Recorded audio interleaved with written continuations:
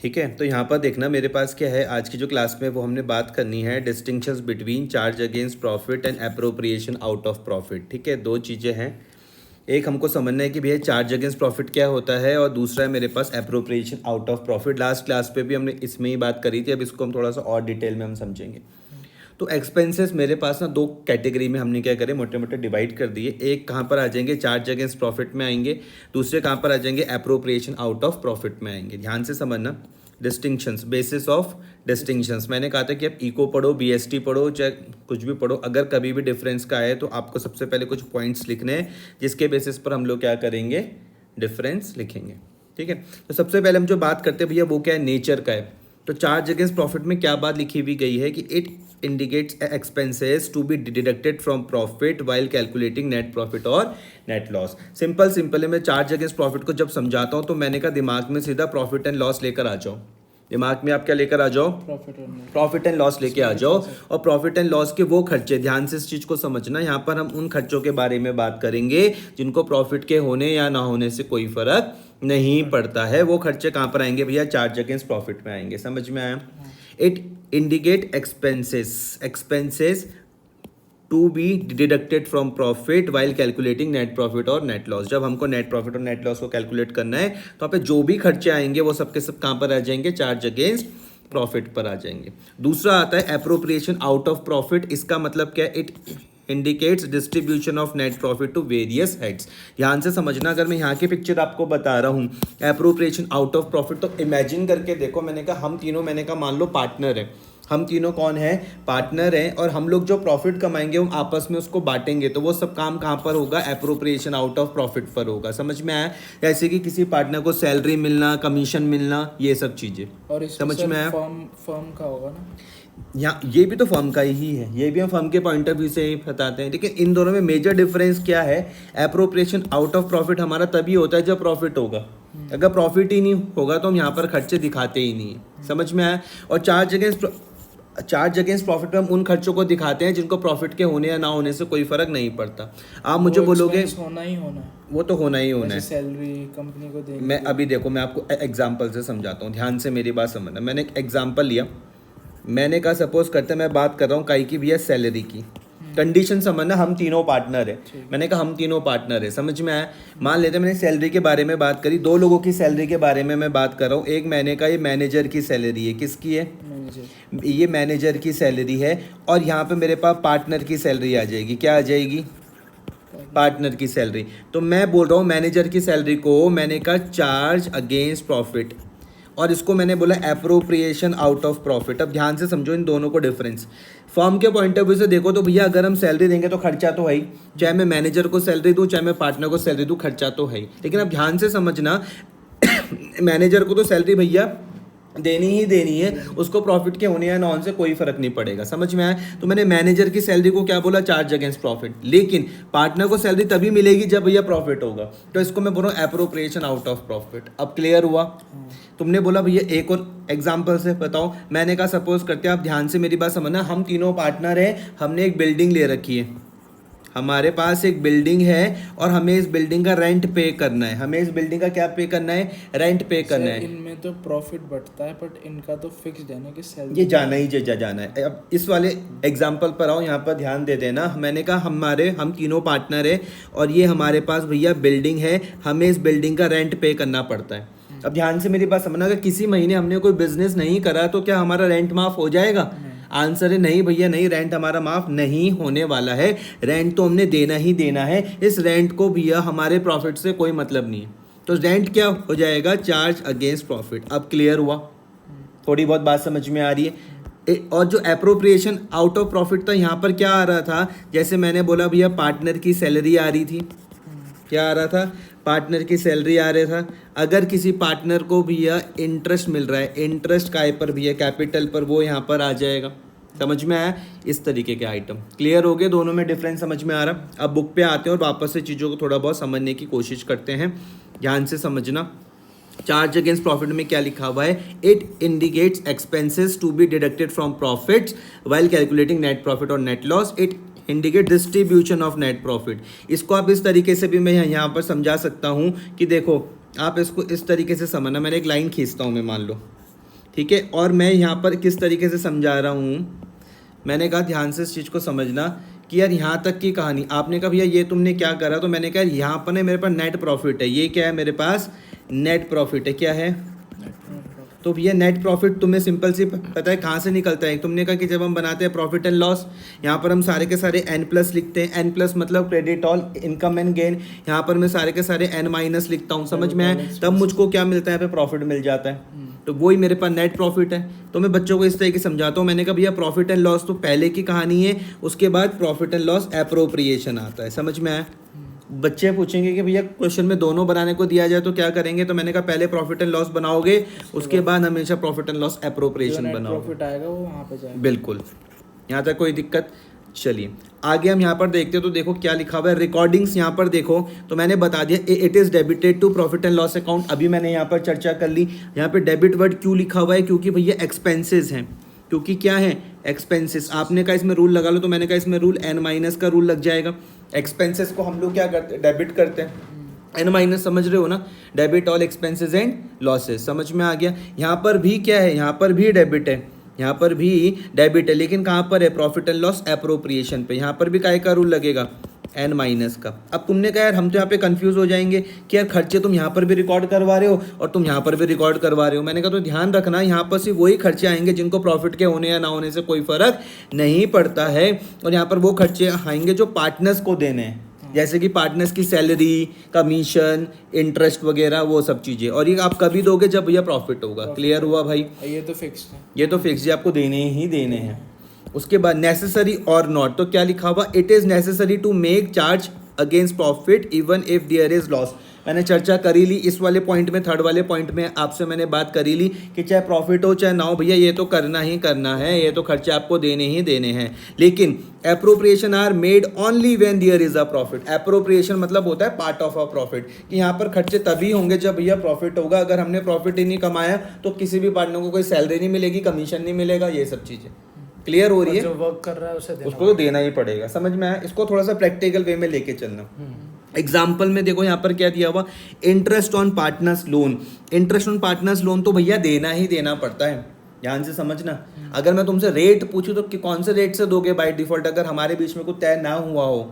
क्या बताया था मैंने, कौन सा रेट है, 6%। तो आपने मुझे कहा कि भैया इंटरेस्ट ऑन लोन तो कम से कम हमको 6% के हिसाब से देना ही देना है। 6% पर एनम के हिसाब से, हाँ जी, ये तो फर्म को आपको देना ही देना है। तो इस तरीके के खर्चे जो हमारे होंगे ही होंगे, उसको मैं क्या बोलता हूँ, चार्ज अगेंस्ट प्रॉफिट बोलता हूँ। जैसे rent paid to a partner, ध्यान से मेरी बात समझो। अभी जो मैंने यहाँ पर ये समझाया था, मैंने कहा अरे हमारे पास ये बिल्डिंग है, इस बिल्डिंग हमको रेंट पे करना है, इस बिल्डिंग हमको रेंट पे करना है, तो हम चाहे बिजनेस करें चाहे ना करें, हमको पे करना ही पड़ेगा। तो आपने कहा कि भैया ये खर्चा हमारे पास क्या हो जाएगा, चार्ज अगेंस्ट प्रॉफिट हो जाएगा। क्लियर हुई बात, यस सर, कोई दिक्कत।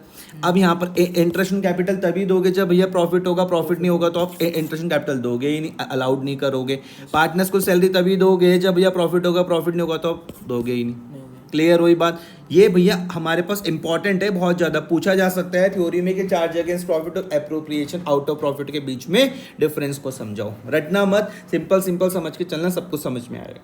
चार्ज अगेंस्ट, अब समझिए सर, चार्ज अगेंस्ट प्रॉफिट वो है जो हमें देना ही देना है, देना ही है, वो प्रॉफिट हो या ना प्रॉफिट होना हो। एप्रोप्रिएशन वाला ये है, ये वो खर्चे हैं जो जब पार्टनर्स या को इंटरेस्ट तभी देंगे जब प्रॉफिट होगा तभी।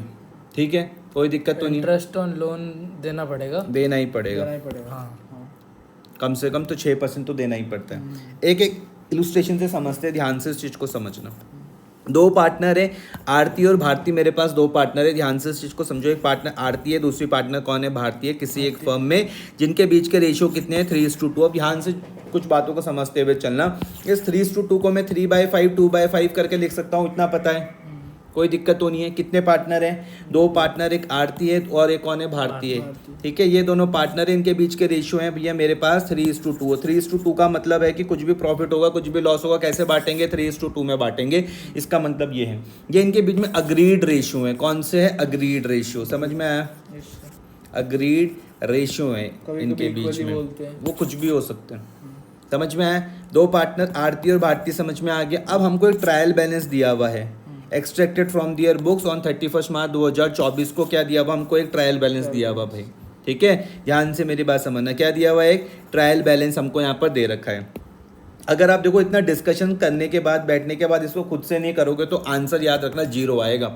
इस चीज़ का ध्यान में रखना भाई। तो जो चीज़ आप आज समझ रहे हो तो उसको आज ही कंप्लीट करना है, ये मेन चीज़ है, ठीक है। तो आरती और भारती मेरे पास पार्टनर हो गए, उनके बीच की अग्रीड रेशियो 3:2 हो गए, और हमको यहाँ पे ट्रायल बैलेंस दिया हुआ है जो हमने एक्सट्रैक्ट करा उनके बुक से। अब चलो ट्रायल बैलेंस देखते हैं। यहाँ पर एज एट 31 मार्च 2024, ध्यान से इस चीज़ को समझना। कब तक एज एट? मतलब 31 मार्च 2024 तक का ट्रायल बैलेंस है। कब तक का? 31 मार्च 2024 तक का ये ट्रायल बैलेंस दिया हुआ, समझ में आया? अब देखो यहाँ पर जितने भी डेबिट बैलेंस दिए हुए, और यहाँ पर अब आप ध्यान से इस चीज़ को समझना भाई, आपसे पूछूंगा मैं, जो डेबिट बैलेंस दिए हुए इसमें दो ही चीज़ें हो सकती है, या तो असेट्स का बैलेंस होगा या फिर debit all expenses and losses. इसको दिमाग में अपने पिक्चर को सेट कर लो। डेबिट बैलेंस दो ही चीज़ के हो सकते हैं, या तो असेट्स के होंगे या फिर debit all expenses and losses. और क्रेडिट बैलेंस तो दो ही चीज़ के हो सकते हैं, या तो भैया लायबिलिटी आपको यहाँ पर दिखेगी, या फिर N+ credit all income and gain. Clear हो गई बात? चलिए स्टार्ट करते हैं। सबसे पहले क्वेश्चन में ओपनिंग स्टॉक दिया हुआ है, फिर परचेजेस दिया हुआ। परचेज मेरे पास क्या होते हैं? खर्चे होते हैं, ठीक है। ओपनिंग स्टॉक को भी आप खर्चा ही मान के चलो। परचेजेस मेरे पास खर्चे हो गए। रिटर्न इनवर्ट्स मतलब होता है सेल्स रिटर्न, ठीक है। आपको इस क्वेश्चन को 11वीं की याद आएगी। सेल्स रिटर्न तो हमारा वो होता है ना सर, क्या? लॉस एक्सपेंस होगा ना। हाँ हाँ, ये रिटर्न आ रही है। हाँ ठीक है, आ रही बात समझ में? आपको 11वीं की याद आएगी फटाफट से। ये 12,000 हो गया। सन्ड्री डेटर्स मेरे पास क्या होते हैं? असेट्स होते हैं। कंप्यूटर क्या होगा? असेट्स होगा। रेंट है 11 महीने का, 22,000 रुपये। खर्चा हो गया, खर्चा भाई, खर्चा बैलेंस डेबिट ही है इसका। हाँ खर्चा हो गया ना, ये इसका मतलब है रेंट पेड। फिर सैलरी, हमने स्टाफ को सैलरी दी, ये भी खर्चा हो गया। लैंड एंड बिल्डिंग मेरे पास असेट्स हो गए। वेजेस मेरे पास एक्सपेंस हो गया, समझ में आ गया। और जनरल चार्जेस भी मेरे पास एक्सपेंस हो गए। कैशियर्ड बैंक मेरे पास असेट हो गया। और आरती की ड्राइंग्स, इसमें मैं काय का रूल लगाता हूँ, याद रखना। ड्राइंग्स में हमेशा मैं L- का रूल लगाता हूँ। काय का? L- का। ड्राइंग्स हमारी लायबिलिटीज़ को कम करती है। कैसे करेंगी? तो अभी जो ड्राइंग्स वाली बातें आएंगी मैं वहाँ पे इसको डिटेल में बताऊंगा। सेम है जो भारतीय की ड्राइंग्स है, इसमें भी सेम ये रूल लगा। सेल्स में मेरे पास credit all income and gain, ये मेरे पास नॉमिनल अकाउंट हो गया। और जो नहीं, सेल्स मतलब होता है nominal, credit all income and gain. Sales में काय का रूल लगेगा? N+ का रूल लगता है, credit all income and gain. Return outward मतलब क्या होता है? परचेज रिटर्न, समझ में आया? सन्ड्री क्रेडिटर्स मेरे पास लायबिलिटी हो गया। इंटरेस्ट क्रेडिट में लिखा हुआ, ध्यान से समझना भाई। इंटरेस्ट कहाँ लिखा हुआ? क्रेडिट में। इनकम है तुम्हारे लिए। अगर ये डेबिट में होता लिखा हुआ तो एक्सपेंस हो जाता, ठीक है। आरती की कैपिटल और भारती की कैपिटल, ये दोनों तुम्हारे पास इंटरनल लायबिलिटी हो गई। इसमें L+ का रूल लग जाएगा, ठीक है। ऐसे ही आपको 11वीं में लास्ट वाले जो चैप्टर था फाइनल अकाउंट, वहाँ पर ऐसे ट्रायल बैलेंस आपको मिलता था। यहाँ तक कोई दिक्कत तो नहीं है।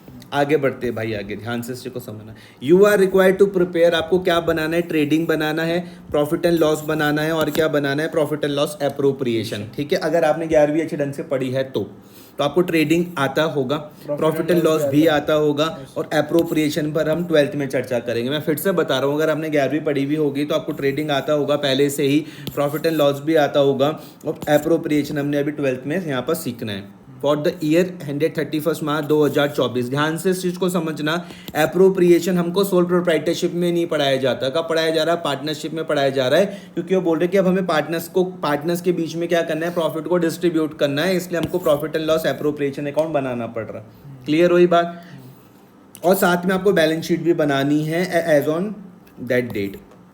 अब कुछ हमको यहाँ पे ट्रांजेक्शन दिए हुए भाई, यहाँ पे ध्यान से देखना। यहाँ पे जितनी भी बातें तुमको दी हुई, ध्यान से इस चीज़ को समझना। एडजस्टमेंट में जो भी बातें हमको दी हुई रहती हैं, एडजस्टमेंट में जो भी हमको चीज़ें दी हुई रहेंगी, वो 2 जगह आएंगी, ध्यान से समझना। एक तो बैलेंस शीट में आएगी, या फिर trading profit and loss appropriation में, या फिर बैलेंस शीट पर, ठीक है। अब यहाँ पे सुनो, ये है आपके पास 31 मार्च 2024 का आपको यहाँ पे स्टॉक दिया हुआ कितने का? 60,000 रुपये का। इसको हम क्लोजिंग स्टॉक बोलते हैं। 31 मार्च 2024 का जो स्टॉक दिया हुआ कितना है भैया? 60,000 रुपये का। ये मेरे पास क्लोजिंग स्टॉक होगा, और क्लोजिंग स्टॉक हमेशा हमारा असेट्स होता है, याद आया? इसको आप बैलेंस शीट पर भी दिखाते हो, और आपको 11वीं का याद आ रहा है, इसको ट्रेडिंग के क्रेडिट साइड पर भी हम दिखाते हैं, समझ में आया? जैसे आपने बनाया ये ट्रेडिंग, ये देखो यहाँ पर आपको इसका फॉर्मेट तो पता है ना, trading and profit and loss account. इसमें डिस्कस तो नहीं करना ज़्यादा, ये पर्टिकुलर्स रुपी, ये सब चीज़ें तुमको पता है। यहाँ पे तुमको पता है कि भैया डेबिट में हमारे पास काय का रूल लगता है, एन माइनस का रूल लगता है, debit all expenses and losses, और क्रेडिट में हमारे पास एन प्लस का रूल लगता है, credit all income and gain. ठीक है जी, चलो सबसे पहले तुमको यहाँ पर क्या दिया हुआ है, ये स्टॉक दिया हुआ। स्टॉक तुमको पता है, देखो कहाँ पर आता है, ये एडजस्टमेंट, समझ में आ गया। मैं ये समझ के चल रहा हूँ कि आपको ट्रेडिंग प्रॉफिट एंड लॉस अच्छे ढंग से आता है, ठीक है। उसके बाद यहाँ पर जो आता है ना, आते ही है सर, अच्छे ढंग से इतना नहीं कह सकते। फिर से समझा दूँ? टाइम आता तो क्या करूँ, समझाऊँ? नहीं, आप अभी कराओ, अगर हम कहीं फंसेंगे फिर हम आपको बोल देंगे। तो एक बार फटाफट से समझा देता हूँ, है ना। समझाइए बस। ओ ऐसे भरोसा नहीं कर सकते ये ना तो किसी आपने पे। बताया, ये तो समझ गए हम। कोई नहीं, रुक जाओ। ओपनिंग स्टॉक दिख रहा है, नहीं, ओपनिंग ये तो स्टॉक समझ कहाँ, गए सर। रुक जाओ, कोई नहीं। ओपनिंग स्टॉक कहाँ आता है, डेबिट, कहाँ पे डेबिट में, डेबिट में किसके डेबिट में आता है, ट्रेडिंग, ट्रेडिंग अकाउंट के ट्रेडिंग। डेबिट में आता है। ठीक है, आप सुनते रहो ध्यान से, मैं फटाफट से इसको सॉल्व करते हुए चलते रहता हूँ। आपको क्या करना है, इस क्वेश्चन को होमवर्क में सॉल्व करना है, प्रॉफिट एंड लॉस का फॉर्मेट बना लेना, ठीक है। आपको सच का सामना हो जाएगा, आता है तो बहुत अच्छी बात है, नहीं आता तो कोई दिक्कत नहीं है, ठीक है। अब यहाँ पे देखना, सबसे पहले मेरे पास ओपनिंग स्टॉक आया। आपने कहा भाई ओपनिंग स्टॉक कहाँ पर आता है हमारे पास, ट्रेडिंग में। ये आपने यहाँ पर फटाफट से इसको ट्रेडिंग में इस तरीके से लिख दिया, टू ओपनिंग स्टॉक 36,000, कोई दिक्कत तो नहीं है इतने में। नहीं सर। उसके बाद मेरे पास क्या आ गया भाई, परचेजेस था 620 का, इसमें से मैं रिटर्न माइनस का करता हूँ 4000 का, ध्यान आ रहा। तो आपने यहाँ पर ये लिख दिया डेबिट। टू परचेज और रिटर्न Less। को माइनस करने के बाद 6,16,000, कोई दिक्कत तो नहीं है भाई इतने में, ठीक है। उसके बाद मेरे पास परचेज भी मैंने कर लिया, रिटर्न इनवर्ट्स, इसका मतलब सेल्स रिटर्न हो रही है। तो सबसे पहले मैं यहाँ पे सेल्स देखूंगा 940 की, और 940 में से मैं 12,000 के रिटर्न को माइनस कर दूंगा। इतना समझ में आ गया। यहाँ पर मैंने क्या लिख दिया, सेल्स रिटर्न को मैंने माइनस करके 928 आ गया। यहाँ तक कोई दिक्कत तो नहीं, सब 11 का है, अभी 12 का कुछ भी नहीं आया।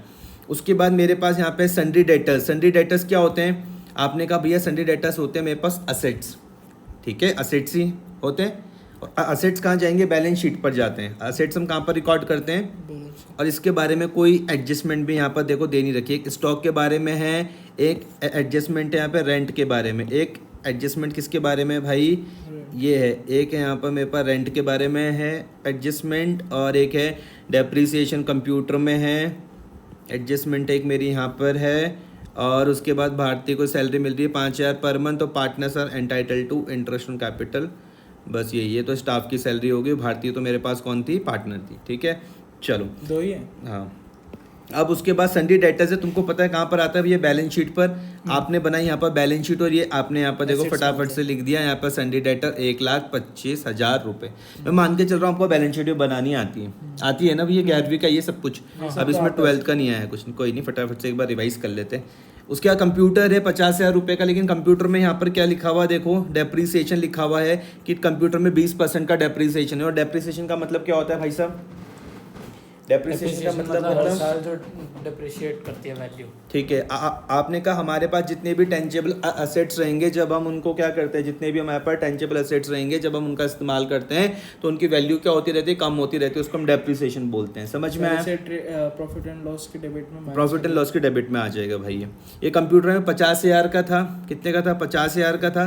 50 में तुम्हारा 20% का डेप्रिसिएशन लगा, मतलब 10,000 रुपये का, समझ में आ गया, बचा 40,000 का। हाँ, तो 40,000 हम लिखेंगे प्रॉफिट एंड लॉस, नहीं, जो कम हुआ देखो, जितना तुम्हारा नुकसान हुआ वो तुम्हारा प्रॉफिट एंड लॉस में आ जाएगा, 40,000, और जो बची हुई वैल्यू है वो तुम्हारी बैलेंस शीट पर आएगी। समझ में आया, हाँ बस यही बोल गया। यहाँ तक कोई दिक्कत तो नहीं है। नहीं। ये 50,000 में से 10,000 माइनस के 40,000 आ गया, यहाँ तक कोई दिक्कत भाई, यहाँ 10,000 आ गया। यहाँ पे 10,000 आ गया, ठीक। ठीक है। आगे बढ़ते हैं हम। उसके बाद यहाँ पे रेंट है, देखो रेंट यहाँ पे 11 महीने का 22,000 रुपये, मतलब ये हम दे चुके हैं भाई, इसलिए खर्चे में आ रहा है, 22 हमने दे दिया, लेकिन वो बोल रहे हैं अभी 1 महीने का देना बाकी है। Rent for the month of March has not to be paid, तो जो देना बाकी होता है वो मेरे पास, उसका क्या बोलते हैं हम, आउटस्टैंडिंग रेंट बोलते हैं। क्या बोलते हैं, आउटस्टैंडिंग। और याद रखना जो रेंट अभी देना बाकी है वो मेरे पास क्या आएगा, लिएबिलिटी होती है L+। समझ में आया, कोई दिक्कत तो नहीं है भाई। तो आउटस्टैंडिंग रेंट अगर है तो 1 महीने का तो ये हो गया मेरे पास। थोड़ा यहाँ पर ध्यान देना, देखो 22,000 जो रेंट है वो कितने महीने का है, 22,000 जो रेंट है वो कितने महीने का है, 11 महीने का। मैंने कहा जो 22,000 जो रेंट है वो 11 महीने का है, तो 1 महीने का रेंट मेरा 2,000 हो गया। इतनी बात समझ में आ रही, तो अभी 1 महीने का रेंट अभी देना बाकी है। लेकिन हम एक्यूरल बेसिस पे हम पूरा जो ये ट्रेडिंग प्रॉफिट एंड लॉस वगैरह जो बनाते हैं पूरा 12 महीने का बनाते हैं। समझ में आ गया, तो हम रेंट भी हम 12 महीने का रिकॉर्ड करेंगे। यहाँ पर देखो खर्चा है तो हमने 22,000 समझ में आ गया है, 22,000 समझ में आया। एक जो आउटस्टैंडिंग है, आउटस्टैंडिंग मतलब वो रेंट जो भी देना बाकी है, खर्चा तो वो भी है ना भाई हमारा, ये आया समझ में। फिर से समझाऊं, ये 2,000 हो गया, तो टोटल खर्चा मेरे पास बैठ गया कितना, 24,000 रुपये। अच्छा, यहाँ पे आपने ये जो आपने दे दिया है वो लिखा, और जो देना है वो भी बिल्कुल, लिखा, वो खर्चा plus तो होगा ही होगा। अगर मैं किसी की प्रॉपर्टी का इस्तेमाल कर रहा हूँ, मैं उसको रेंट अगर दे दूंगा तो भी मेरा खर्चा है, अगर रेंट अभी देना बाकी है तो भी मेरा खर्चा है। ऐसा जैसे 22,000 हमने दे दिया हाँ। और 1 महीने का आउटस्टैंडिंग रह रहा था, हाँ तो 2,000 वो है। हाँ, और तो टोटल मेरे पास साल भर का क्या हो गया, 24,000 हो गया, समझ में आया। लेकिन मेरे सर में जो लाइबिलिटी है वो सिर्फ 2,000 की है। कितने की है लाइबिलिटी, सिर्फ कितने रुपए की है, 2,000 की है, क्योंकि मैं 11 महीने का तो दे चुका हूँ। इतनी बात समझ में आ रही। अच्छा, अभी जो मैंने तुमसे चर्चा करी थी, मुझको अब ये बताओ कि जो रेंट है वो क्या है, एप्रोप्रिएशन आउट ऑफ प्रॉफिट है या फिर चार्ज अगेंस्ट प्रॉफिट है।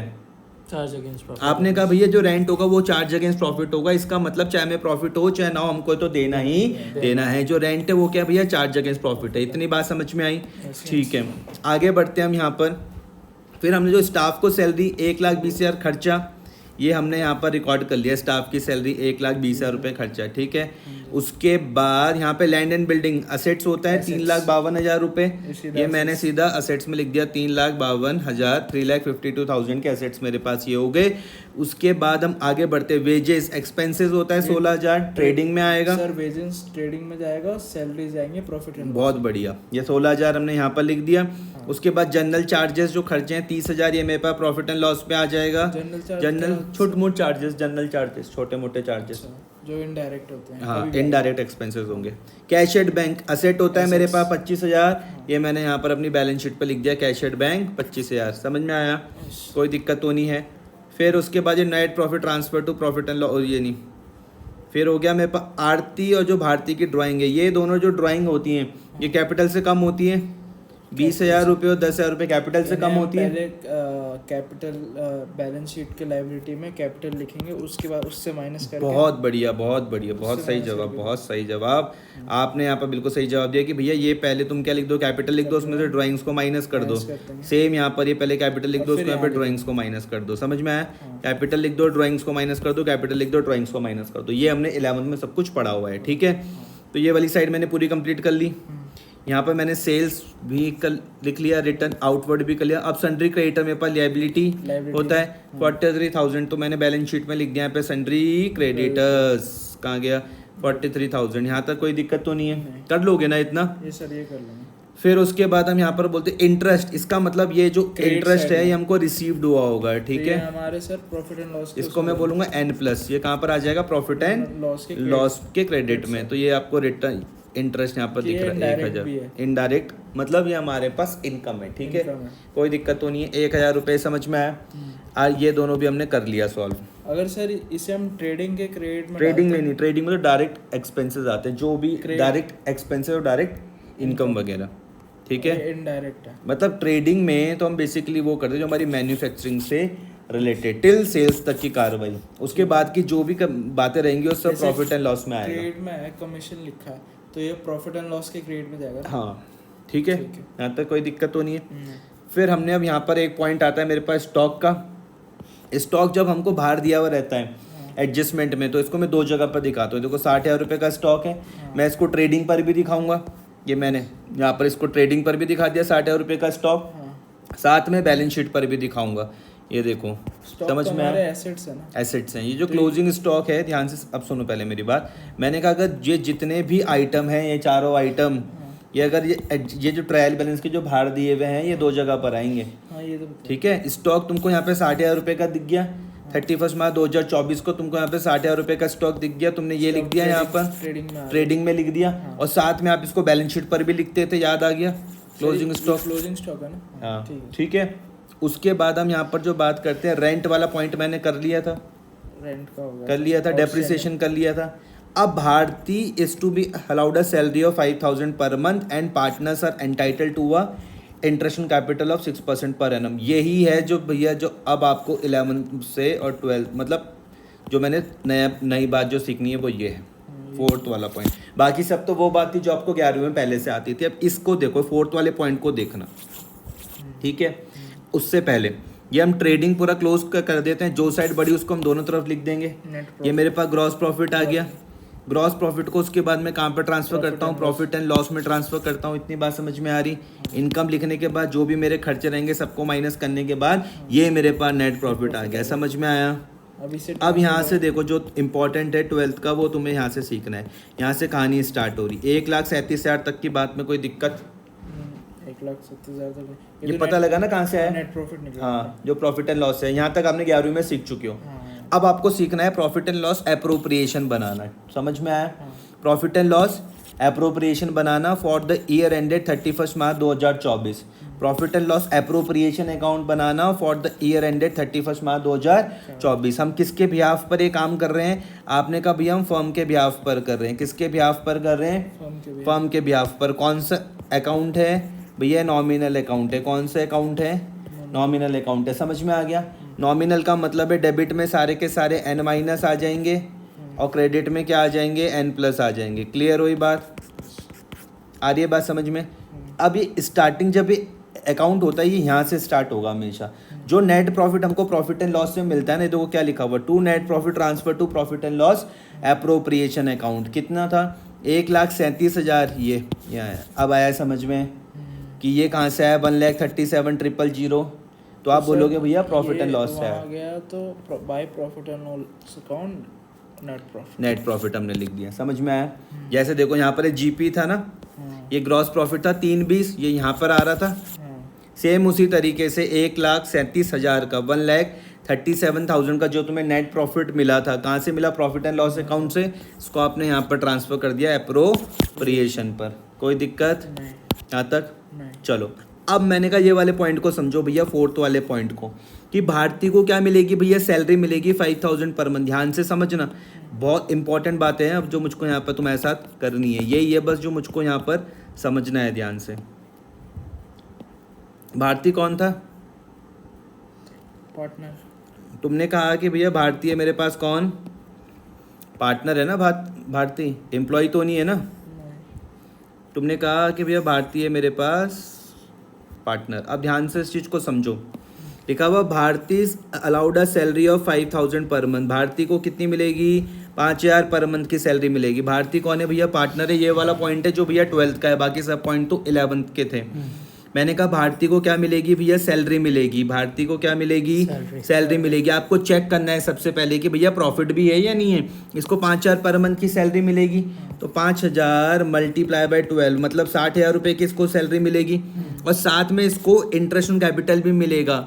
इसको मतलब पार्टनर्स को मिलेगा। ध्यान से समझना, भारतीय एक पार्टनर थी जिसको सैलरी मिलेगी 5,000 पर मंथ और पार्टनर्स को साथ में क्या मिलेगा? इंटरेस्ट ऑन कैपिटल मिलेगा 6% पर एनम। और ये जो दोनों आइटम है ये काय के हैं भाई? Appropriation out of profit. मैं क्या बोलता हूँ काय के हैं ये? Appropriation out of profit. ये तुम समझे, इन खर्चों को हम तभी देंगे जब क्या होगा भैया? प्रॉफिट होगा। क्लियर हो ये बात? अलग समझ पा रहे हो? तो तुमने इसके लिए बनाया profit and loss appropriation account. ये बनाया प्रॉफिट एंड लॉस एप्रोप्रिएशन बनाया। बिल्कुल जैसे प्रॉफिट एंड लॉस बनता था वैसे ही बनता है, कोई चेंज नहीं है। बिल्कुल जैसे ट्रेडिंग प्रॉफिट एंड लॉस बनता था वैसे ही बनेगा, कोई चेंज नहीं है। वो भी नॉमिनल अकाउंट है, ये भी मेरे पास नॉमिनल अकाउंट है।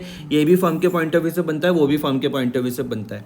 यहाँ पर for the year ended 31 March 2024 तक की यहाँ पर हमको ट्रांजेक्शन को रिकॉर्ड करना है। कब तक की? For the year ended 31 March 2024 तक की ट्रांजेक्शन को रिकॉर्ड करना है, जैसे हमने यहाँ पर रिकॉर्ड करा था ये trading and profit and loss में। समझ में आया? अब बात करते हैं कि भैया ये कहाँ से आया? 1,37,000 1,37,000 कहाँ से आया? तो मैंने कहा ये यहाँ से आया भाई, नेट प्रॉफिट आया। समझ में? प्रॉफिट एंड लॉस से 1,37,000 आपके एग्जाम में ये आपको क्वेश्चन में गिवन रहेगा। ये क्वेश्चन में गिवन रहेगा, आपको ट्रेडिंग या प्रॉफिट एंड लॉस बनाने को नहीं दिया जाएगा। क्वेश्चन में 1,37,000 आपको गिवन रहेगा। आई बात समझ में? आगे के क्वेश्चंस में जैसे सर। हाँ, इतनी बात समझ में आ रही है? 1,37,000 समझ में आया? ठीक है भाई। भारतीय को सैलरी देंगे, किसके पॉइंट ऑफ व्यू से सोचना है? फर्म के पॉइंट ऑफ व्यू से। किसके पॉइंट ऑफ व्यू से सोचना है? किसके पॉइंट ऑफ व्यू सोचना है? फर्म के पॉइंट ऑफ व्यू से। तो मैं फर्म के पॉइंट ऑफ व्यू सोचा हूँ, तो फर्म अगर किसी पार्टनर को सैलरी देगा तो उसके लिए खर्चा होगा, और खर्चे कहाँ दिखाते हैं? डेबिट में। भारतीय को सैलरी आई, ये 60,000 कहाँ से आया?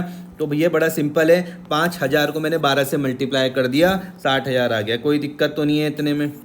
समझ पा रहे हो? अब तुम डिफरेंस समझ रहे होंगे कि यहाँ पर जो खर्चे थे सारे के सारे चार्ज अगेंस्ट प्रॉफिट वाले थे, यहाँ पर भी खर्चे, लेकिन ये एप्रोप्रिएशन आउट ऑफ प्रॉफिट वाले हैं। समझ में आया? जैसे रेंट आया था तो देखो मैंने रेंट को यहाँ पर दिखाया था, ये चार्ज अगेंस्ट प्रॉफिट था, रेंट को मैंने यहाँ नहीं दिखाया। अगर पार्टनर्स का भी रेंट होता, ध्यान से समझना, अगर पार्टनर्स का भी रेंट होता ना तभी भी यहीं पर ही आता। समझ में आ रही बात या नहीं आ रही है? अगर पार्टनर, मान लो कि हम तीनों पार्टनर है, तुम्हारी कोई प्रॉपर्टी है जहाँ पर हम तीनों मिलके बिजनेस करते हो, तो बिजनेस कर रहे हैं तो तुम रेंट तो लोगे ही ना हमसे। वही सिंपल सी बात है, ठीक है? यहाँ पे गलती मत करना। पहली बात समझ में आई, भारतीय की सैलरी 60,000, पक्का 60,000 कहाँ से आई? 5,000 मल्टीप्लाई बाय 12, और इन दोनों को भैया इंटरेस्ट भी मिलेगा। किस रेट से मिलेगा? क्वेश्चन में यहाँ पर दिया हुआ 6% पर एनम के हिसाब से, क्वेश्चन में यहाँ पर दिया हुआ 6% पर एनम के हिसाब से क्या दो? इंटरेस्ट दो। समझ में आया?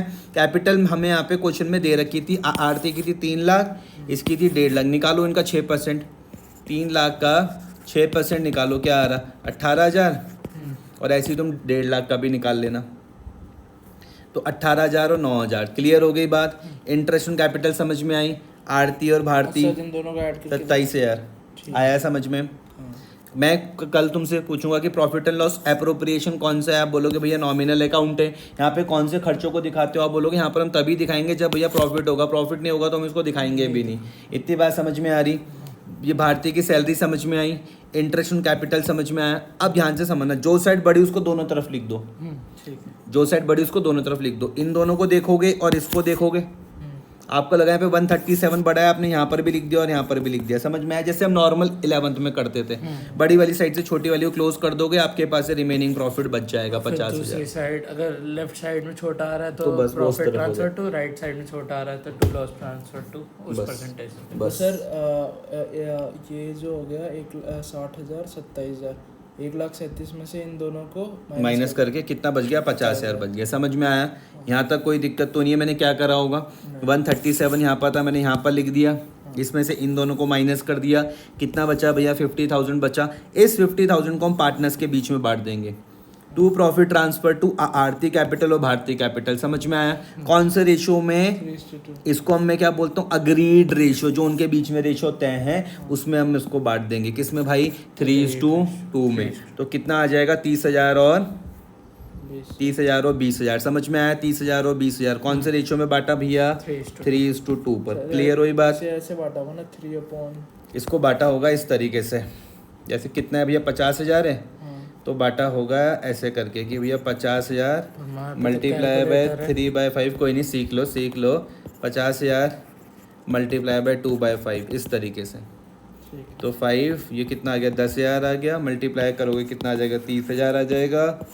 10,000 आ गया, मल्टीप्लाई करोगे कितना आ जाएगा? 20,000 आ जाएगा। ऐसे करके बांटा होगा। समझ में आया?